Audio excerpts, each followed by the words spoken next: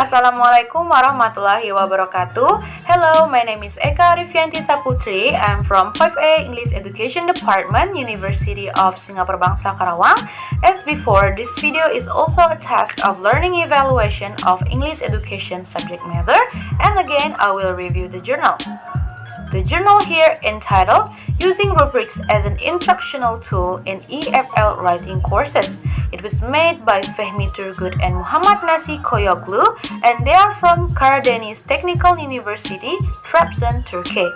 It was published in 2015 by Journal of Language and Linguistic Studies. Okay, now we move on to the objectives of this research. Here we can find the purpose or the objective of this research in introduction part, or especially in research question part. There are three objectives of this research, namely, the first is, does the integration of rubrics into the writing course as an instructional tool have any effect on students' writing performance? Second, to get to know, can students be liberated from the narrow perception of writing based on the notion of correct grammar? And the last is, to find out, do rubrics have potential for teachers to make their writing course more productive?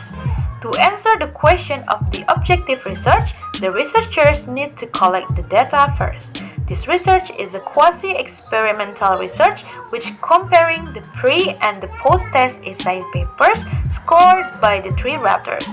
A semi-structured interview was employed to explore the process of using a rubric in this research. Here, the researchers took participants as many as 38 students aged 18 to 20 years old. They are participants in intensive English preparation program at the School of Foreign Language at Karadeniz Technical University in Trabzon, Turkey. There are two groups, namely the experimental group, which consists 22 people, and the control group, which consists 16 people. Then they will be tested in two ways, qualitative and quantitative. Namely, they will be asked to make a paper, and after that, they will be interviewed. In the writing test, there will be 4 sessions held each week, and the experimental group received the training on using the rubric while producing their work. Meanwhile, the students in the control group continue their class without being taught in rubric. The rubric used here is a rubric from Jacob 1981, the ESL composition profile. In the first week, students are given clear meanings of the words and expressions used in the rubric in order to increase their appreciation of quality of good writing. The second week was analyzing the first draft, and the third week was making a compare and contrast essay, and the fourth week, students were assigned to write their first draft of compare and contrast essay type.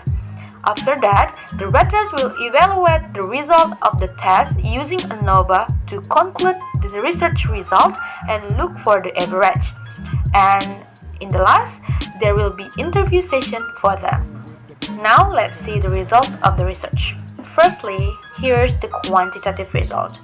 After the test using the ANOVA of the three writers, it was found that the experimental group had the average score of 74, while the control group's average was 58.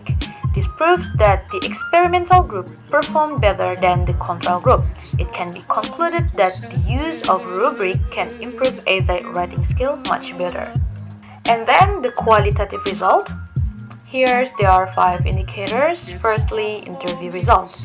In the result of interviews with 10 students, they have the same opinion that the use of rubrics in writing is very useful in improving the quality, which is much better, even though it is a little stressful and confusing. Second, the content. After using the rubric, students were more concerned with the quality and content of their essays. If previously they carelessly entered words and did not pay attention to the content and the accuracy, now after using the rubric, they tend to pay more attention to the relevance of content of an essay with the topic being discussed. Next is organization. Previously, they had only vague ideas for essaying. but later they began to notice the relationship of the whole idea within and between paragraphs. They began to realize the importance of making introductory, supporting, and closing paragraphs in writing essays. And the last is language use and mechanics. The mechanics category received the least amount of attention from students for two reasons. The first is because the students use spelling software programs on computers when they submit their papers, and secondly, because they consider it a matter of personal attention rather than lack of knowledge. In addition, this category only got 5 points out of 100. Meanwhile, in terms of language use, students seem to associate language use with knowledge of grammar. Instead of using simple sentence, students tend to use more complicated sentence. So we can conclude that in this study, there was a statistically significant difference between the two groups, in which the experimental group is better than the control group in writing composition paper. This shows that the use of rubric in writing can significantly improve the quality of writing. This clearly shows that the rubrics have the potential for teachers to make their writing courses more productive. However, the use of the rubric cannot be said to be a tool that can make students free from the specter of teacher authority in learning writing. Students may still feel overwhelmed by lack of genuine listeners and ongoing motivation given the fact that the teachers remain their primary listeners. However, it can be said that students are essentially afraid of the narrow perception of writing based on the correct grammatical understanding. About the gap research, we can consider this research is a gap methodology. This research is a mixed study between quantitative and qualitative, and this is evidenced by the presence of ANOVA as the qualitative method and semi-structured interviews as qualitative one. However, in the journal, it's not included how to use the ANOVA test. So if you want to use this research as a reference for conducting the similar research, then this journal is considered incomplete and less clear in describing how to get the data. It will be better if the quantitative process is shown how to get the score as much detail as possible so that the reader can better understand and the research is considered valid in the presence of real evidence.